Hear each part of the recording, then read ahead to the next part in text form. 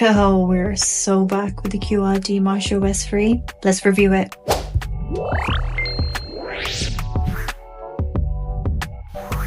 Thank you so much, QRD Game, for sending me this controller. I'll be reviewing it honestly, and I have not been told to say anything by anybody. All opinions are mine. So QRD Game is a website that sells affordable but high-performing gaming controllers. And this controller itself is one of a kind. It's basically like a wireless hitbox, and it's for multiple platforms. You can play it on your PS5, on your mobile device, on PC. It also has a touchpad, long battery life, quiet buttons, and RGB lights. And come on, who doesn't like RGB lights? So in the box underneath you will find a PS5 wireless adapter and converter, and you will find a packet full of colourful buttons in case you want to replace the buttons on the controller itself. Now under the controller you will find the manual, as well as two packets. The one on the right is a mobile device attachment, and the left is a Type-C to USB cable. And here she is, the controller herself. And I must say, it's such a sleek, simple design. It's like matte with glossy buttons, and it's pretty lightweight. And it's travel friendly. I'm pretty sure I can fit this in my bag.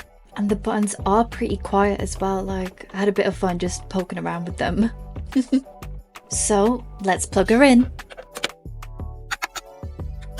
Oh yeah, baby. I'm such a sucker for RGB, honestly. So once you plug it in, the light bar underneath the QRD touchpad lights up, and the buttons light up, as you can see.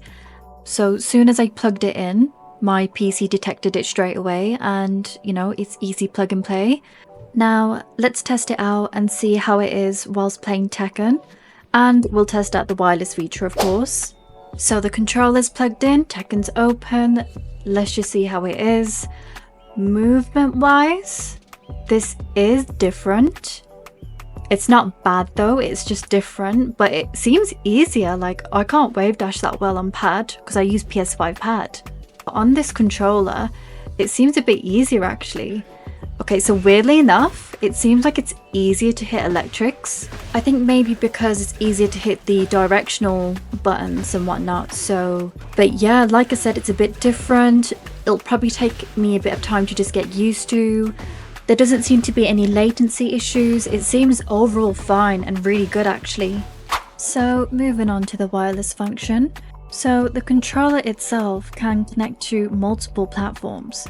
So you can use that mobile device attachment that came with the packaging, and you slot it into the back of the controller, and it's pretty stable once you've slotted it in, and it can adjust to whatever device you decide to use. Here's my old iPhone 13 with a chunky case, and it slots in well. Now, in order to pair the controller to your device, you would need to hold the share and Q button on the controller for a few seconds. It will go into pair mode. As you can see, all the buttons will light up. That's how you know when it's in pair mode, ready to connect to your device. Now, let's see how well this controller works whilst playing Roblox. Okay, so it seems to work. I do think I need to remap the buttons in game. This would be pretty fun to actually just use when traveling. And regarding the battery life, it takes 3 hours to fully charge and holds a retention for 30 days. That's amazing. There is also a headphone jack on the left side of the controller, and it works pretty well too. Overall, I'm quite impressed with this controller. It's the first type of hitbox controller I've owned, and it's sleek, it's easy. You plug it in, you play, and I'm really quite impressed with it as well. So, and the fact that it can connect to my phone and my Nintendo Switch and PC and PlayStation 5, you know, the list goes on. But this is a really handy controller. If you have any questions, please leave a comment down below. I'll try my best to answer it, and I'll put the link to the controller down in the description, as well as the QRD Game website. I hope you guys enjoy the video. Take care and see you next time.